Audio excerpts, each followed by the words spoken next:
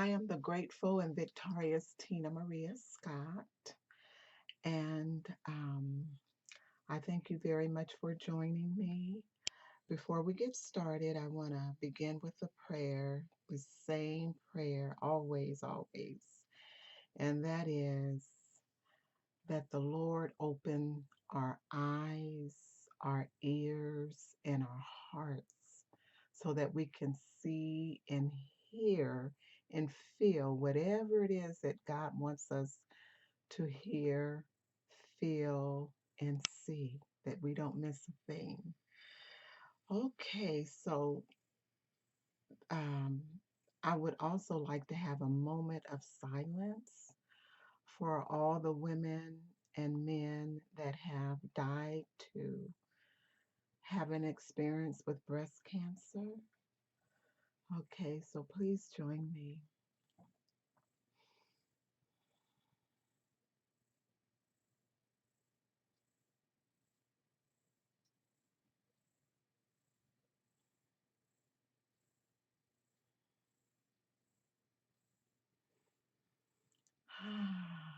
Okay, yes, yes.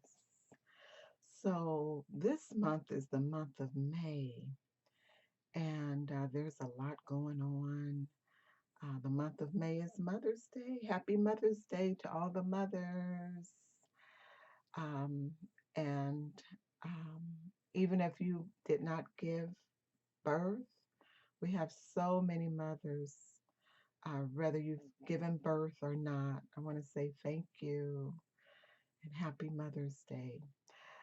So, this month is also Mental Health Day, Mental Health Month. And I am so blessed to work in the mental health field. So, I want to give a shout out to all of us mental health workers. I'm a mental health lover. Yes. Okay, so I want to say thank you very much for listening to my third chapter, which is visit, first visit with the Doctor of Healing audio. It premiered on last Sunday, May the 3rd. And so now I'm coming to you with words of encouragement pertaining to that chapter, chapter 3.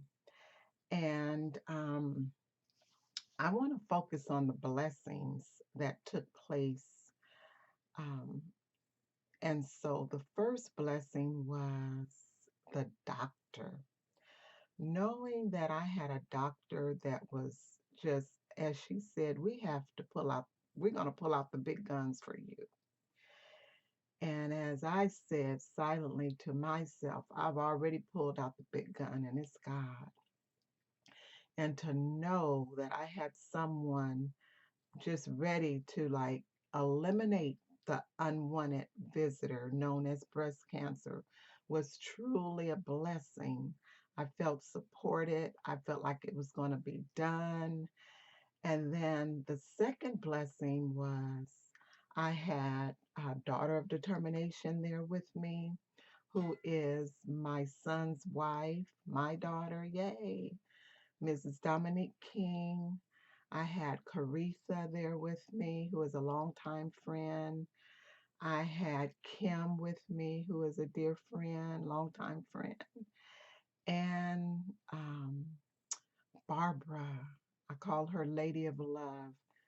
She has motherly intuitions that she always shares with me. So to have all these powerful women with me standing saying, we are here, we got you.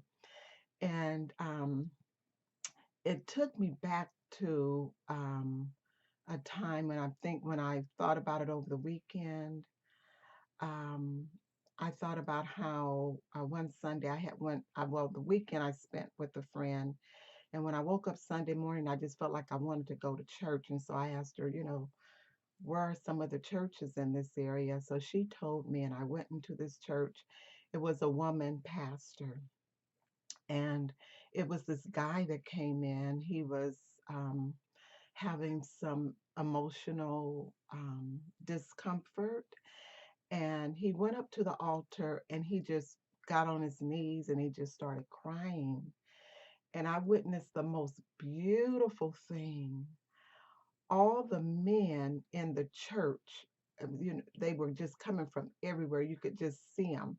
They went and they surrounded our brother. Some of them was touching him. The others, they had him like in a circle, and they just went into prayer. And the beautiful thing is, their minister did not tell them to do that. They knew what to do. And that's the way we are. When we see our sisters and our brothers in need of emotional support, that's just human nature. We just run to them and want to support them. And that was one of the most beautiful thing to see. All of the men, just about all of the men in the church surrounding that one brother. And it reminds me of what happened to me when I was in the doctor's office. I had family and friends there with me. So I'm just so very grateful for that. And that brings me back to what my grandmother used to always say. She always said it, and I believe it. I believe it in every cell of my body, deep down in my bones, that we are never alone. And sometimes we have to ask for help and support. We have to let people know what it is, what support looks like to us. What support is for one person is maybe different for another. So we have to use our voice. I tell my granddaughters, I have two granddaughters, and I tell them all the time, use your voice. So, yes, I'm really full this morning, just feeling so very grateful. So I would like to leave you with a Bible verse from, um, it's coming from Proverbs 17, verse 22. And it says, a cheerful heart is good medicine, but a broken spirit saps a person's strength. I want to say that again. Mm. A cheerful heart is good medicine, but a broken spirit saps a person's strength. And that is so very true. When we are in situations, the one that I've been in, and many of you probably are experiencing right now, breast cancer, we have a choice. We can either let it zap us, or we can decide that, I am not the victim, I am the victor, and have support. And we're going to get through this, regardless to what the outcome is.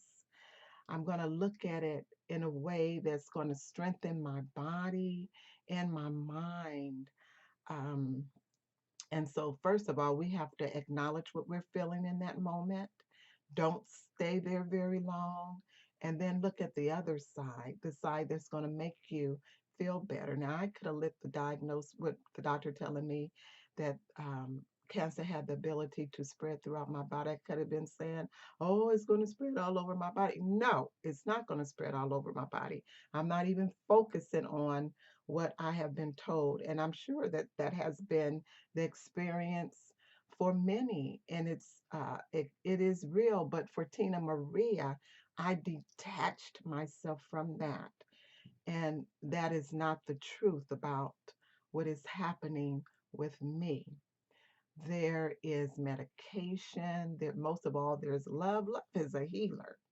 When you have people in your life that love you, and it doesn't have to be family and friends, folks that don't even know you can love you. I have met people that I didn't know, like when I say didn't know, didn't go to school with them, didn't work with them, they're not my relatives. Just meet them, talk 5 or 10 minutes, and you can really just feel the support and care that they have for you. I'm telling you, we are never alone. All we got to do is use our voice.